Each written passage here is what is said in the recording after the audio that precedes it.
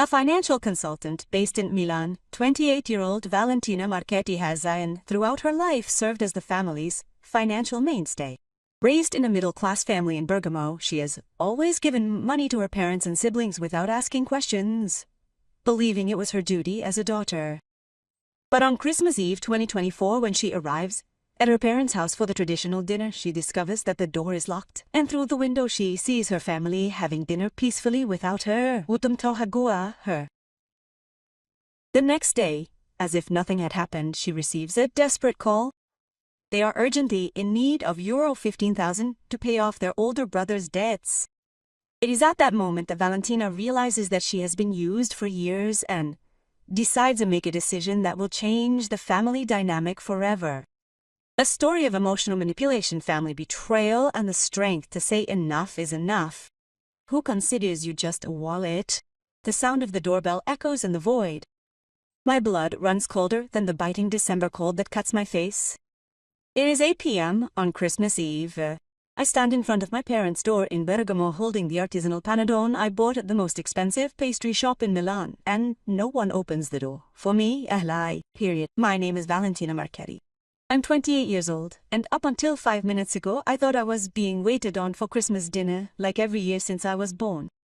I ring the doorbell even more insistently. This time, nothing. The silence is deafening, but then I hear something that freezes me. Laughter. Laughter coming from the living room, period. I walk slowly toward the living room window, the one that looks out onto the family garden where I used to play with my brother Marco and my sister Elena as a child. My footsteps crunch on the fresh snow as I approach. The windows illuminated by the warm light of the fireplace, and what I see takes my breath away, period. My entire family is seated around my grandmother's large dining table, the one we only bring out for special holidays and events. Mom, Dad, Marco with his girlfriend Chiara, Elena with her husband Paolo and their 2 children. The traditional creamed cod, grandma, tortellini and broth, stuffed capon, everything is there. Everyone is there except me, Emma. How is this possible? I whisper to myself as my breath forms white clouds in the frigid air. My voice is shaking, and not just because of the cold.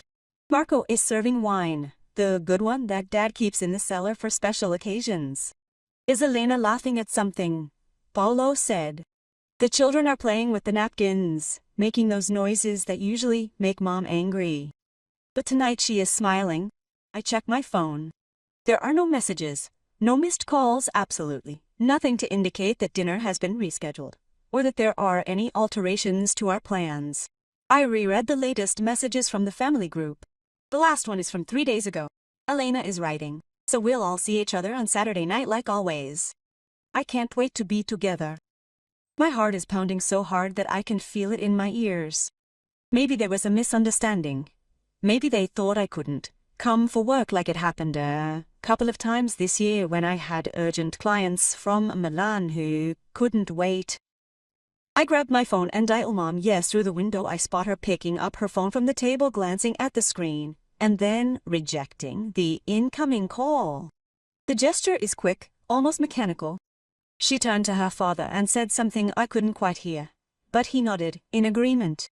Then they both continue eating as if nothing had happened, period. My legs start to shake.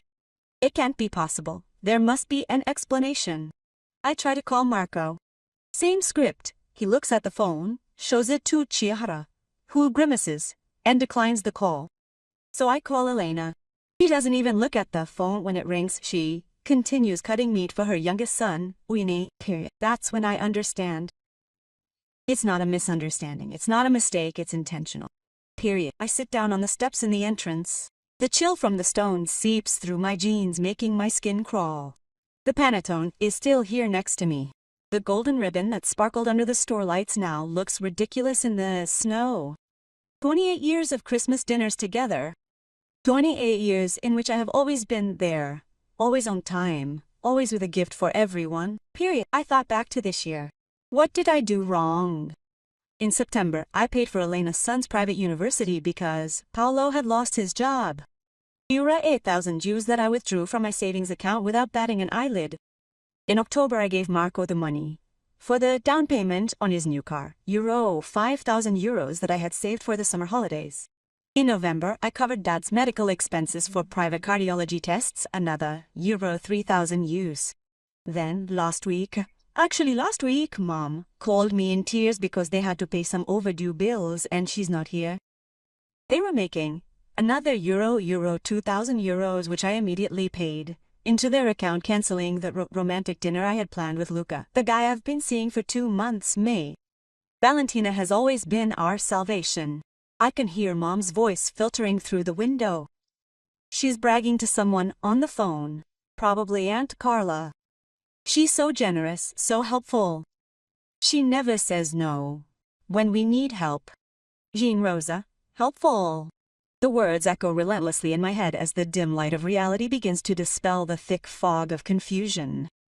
I am not a daughter. I am nothing more than an ATM. I am not a sister. I am the answer to everyone else's financial issues. Period. I get up from the steps, my knees creaking from the cold and humidity.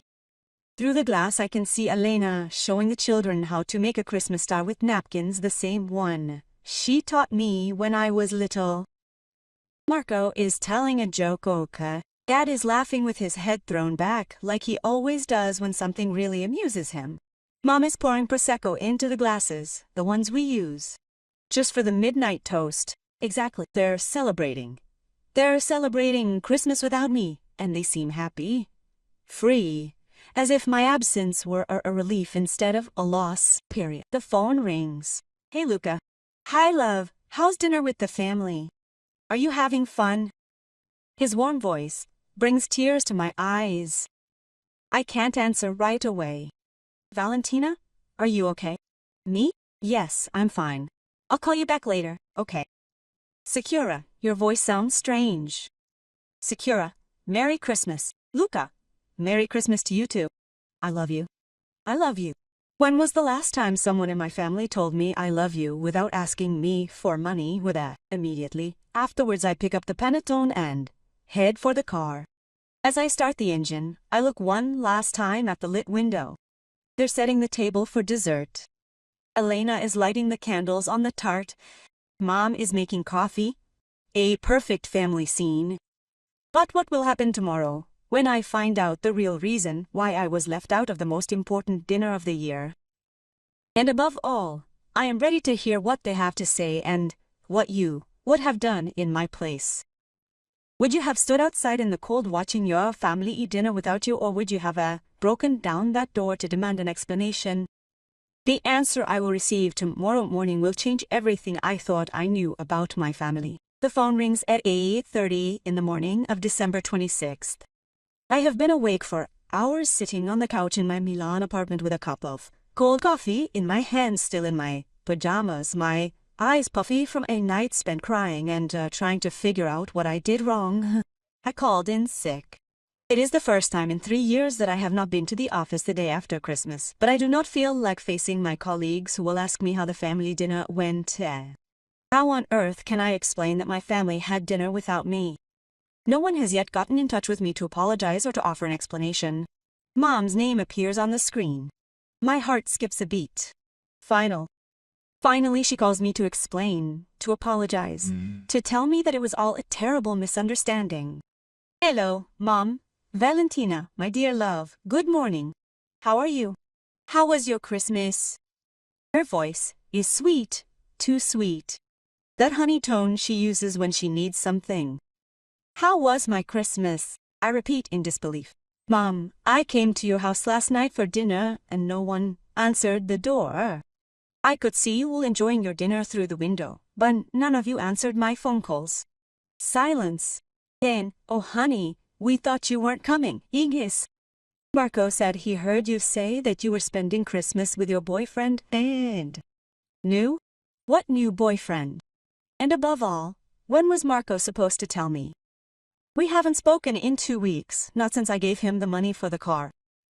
Well, you know how Marco must have misinterpreted something. But tell me, honey, how are you? Did you sleep well? Are you rested? The artificiality of her tone makes me cringe. Leah is acting. She's pretending that everything is normal. But why isn't she apologizing to me? Why doesn't she seem sorry that she spent Christmas alone because of a supposed misunderstanding? Mom, could you tell me why nobody called me back last night? I called everyone, including you, and you all declined the calls. Oh, we were all so busy with dinner, the grandchildren, the general chaos. We had our phones on silent so we could enjoy the evening with the family. On silent, but I saw them looking at their screens and deliberately rejecting the calls. Anyway, Mom continues, and here comes the change of tone that I know all too well, the one that always precedes a request for money. I'm calling you because we have a little problem, and we know that you are always so understanding and helpful with the family, Now, here's the real reason for the call. She doesn't apologize for leaving me out of Christmas dinner, but she already has the next request for money ready. Listen, Valentina, it's a bit of a complicated situation. Marco committed a serious blunder regarding his credit cards, and he is now facing some very serious repercussions. He's accumulated online gambling debts, and baby, there are some not so reputable people involved. My blood runs cold. Gambling debts. But Marco's mom has an electronics store. She always said it was doing great. The store is going through a difficult time, and you know how Marco is when he's stressed. He started playing online games to relax. There you go, the situation got out of hand. How long have you known?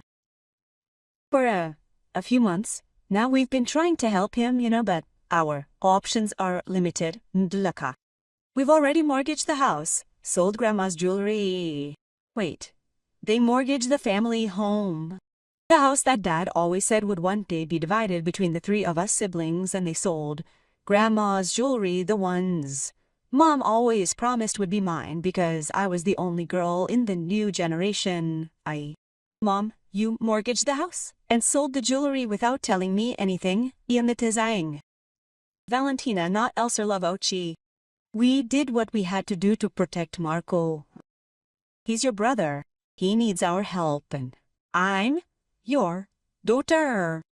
I didn't deserve to know that you were losing everything. You're fine, honey. You have your job, your apartment, your savings. By contrast, Marco truly puts his life at risk. Last night, we received a threatening phone call. They say that if you don't pay by the end of the month, they'll get tough. My head is starting to spin. They're saying that Marco has debts with dangerous people and that he's at risk of getting hurt, and the first thing they'll do is call me for the money. How much? I ask in a firm voice. Okay, it would be euro 15,000 euro. I know it's a lot, but you're the only one who can help us. Elena and Paolo already have their own financial problems, and you know that we have nothing left. Euro 15,000. A year of savings. The money I was putting aside for the down payment on a bigger house to build a future with Luca. Of course, Mom continues, we'll give it back to you as soon as Marco manages to get the shop back on track. It's only a temporary loan.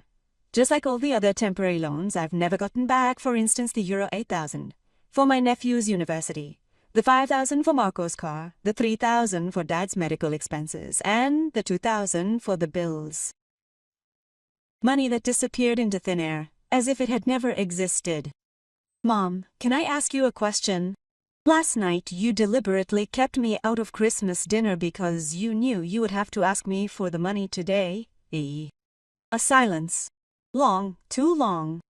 Valentina, don't be silly. It really was a misunderstanding. Mom, tell me the truth. You decided not to invite me last night because it was easier to ask me for the money today after spending a nice evening with your family. They could guilt-trip me more easily because I wasn't there physically during that time period. You're overreacting, Valentina. You're playing the victim when your brother is really at risk. I'm playing the victim. My voice is breaking. Mom, in the past 5 years I've contributed over euro 50,000 euros to our family.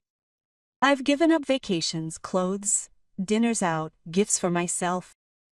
I dedicated my life to helping you all, living like a nun, and the greatest irony of all is that I wasn't even invited to the Christmas dinner last night.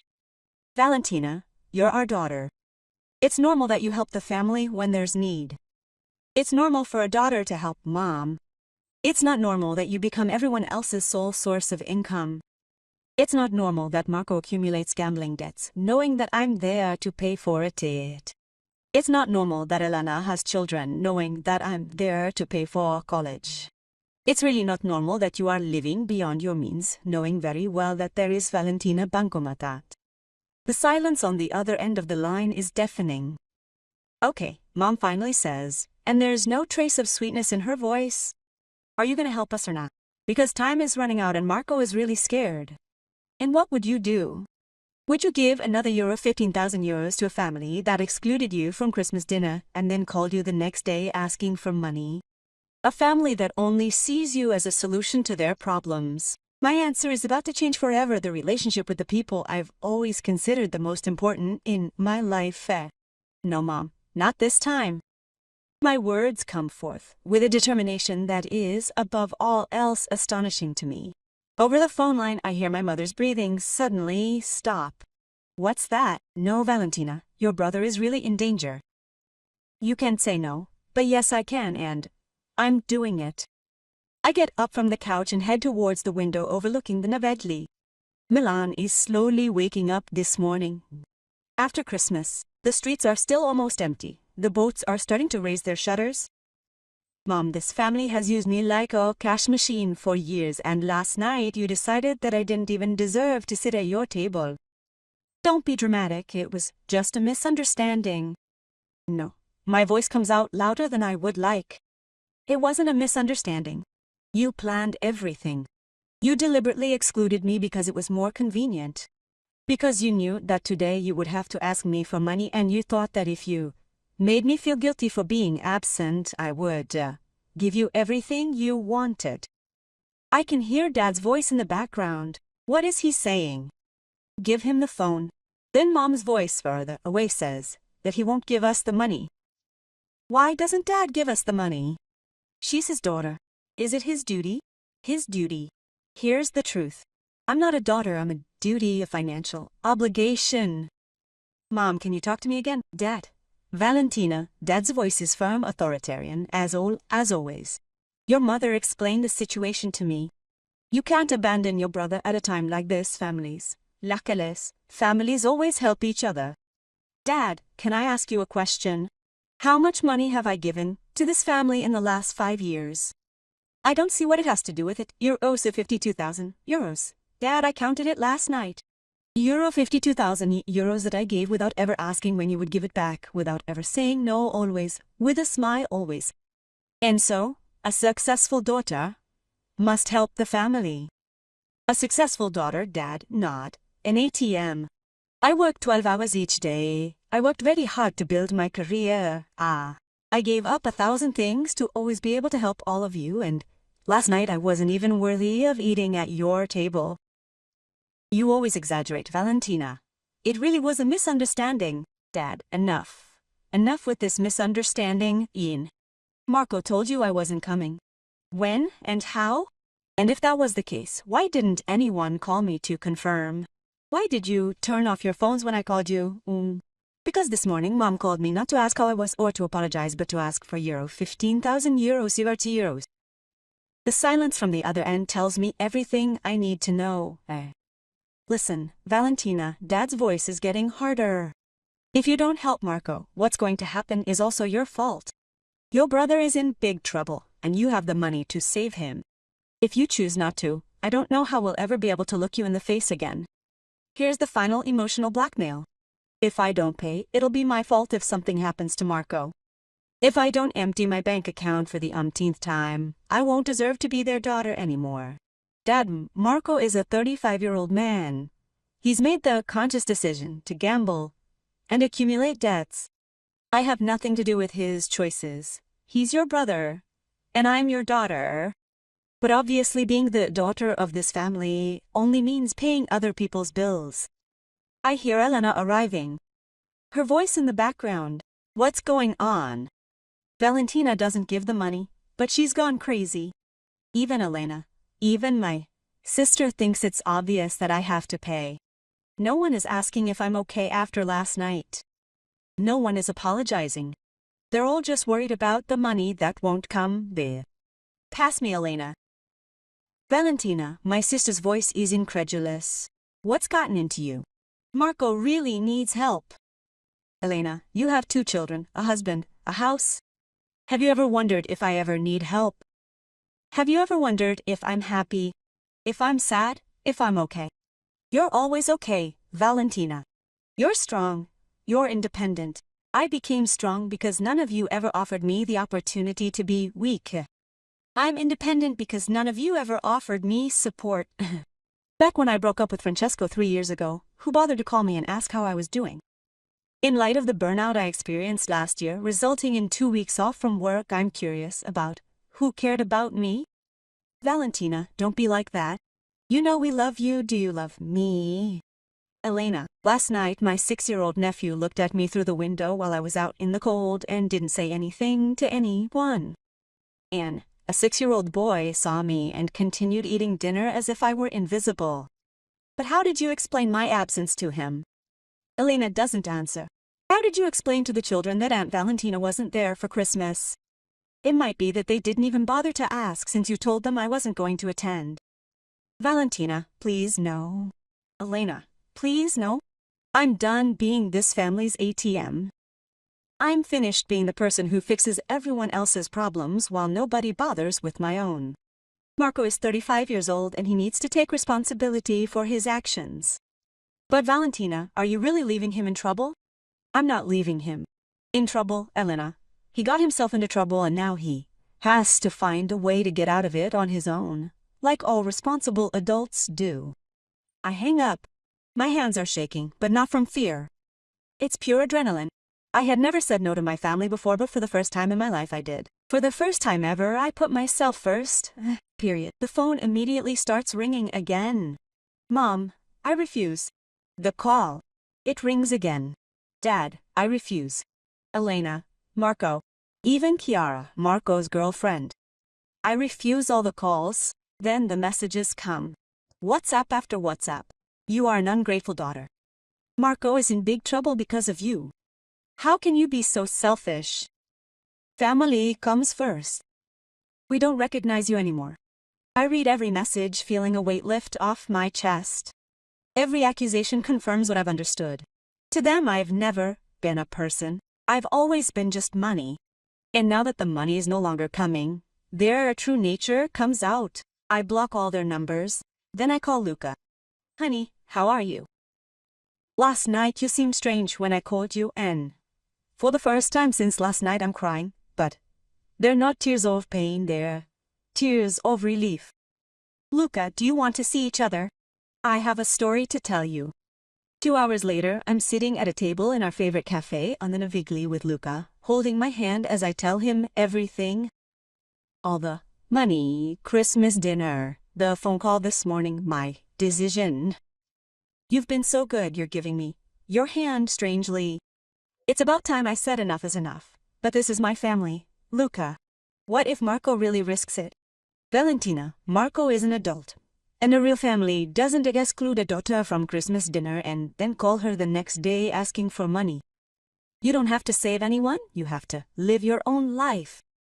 He's right. For the first time in 5 years, I have the chance to live for myself, to buy that house I dream of, to take that trip to Japan that I've been putting off for years, to marry Luca without worrying about who I'll have to support afterwards. And you know what? I continue, wiping my eyes. This morning I did something I haven't done in years. I booked a weekend for the 2 of us in Venice for New Year's Eve, with the money I won't give to Marco. Luca smiles. Okay, it's time for you to start spending on your own happiness instead of other people's guilt. Sitting in my new apartment with Luca a year later, I reflect on how I bought it with the money previously intended for my family. We have a picture from our wedding on the wall 6 months ago. It was a small, intimate ceremony with my true friends, people who care about me for who I am, not for what I can offer. Marco made it on his own, found other ways to pay off his debts, and finally stopped gambling. It was the best thing that could have happened to him. Elena called me 2 months ago to apologize and to tell me that she realized how much they exploited me. Dad and Mom, well, they still think I was the one who made the mistake. But that's okay, period. Because I've learned that sometimes saying no to those who exploit you means saying yes to yourself. And that a real family isn't the one that uses you, but the one that chooses you every day, period. And have you ever had the courage to say enough to those who took you for granted, eh? Sometimes the hardest decision is the one that saves your life. My rebirth began with a no I said while looking at Milan. From my window, mundo. And today that same window shows me a future full of possibilities that finally belong only to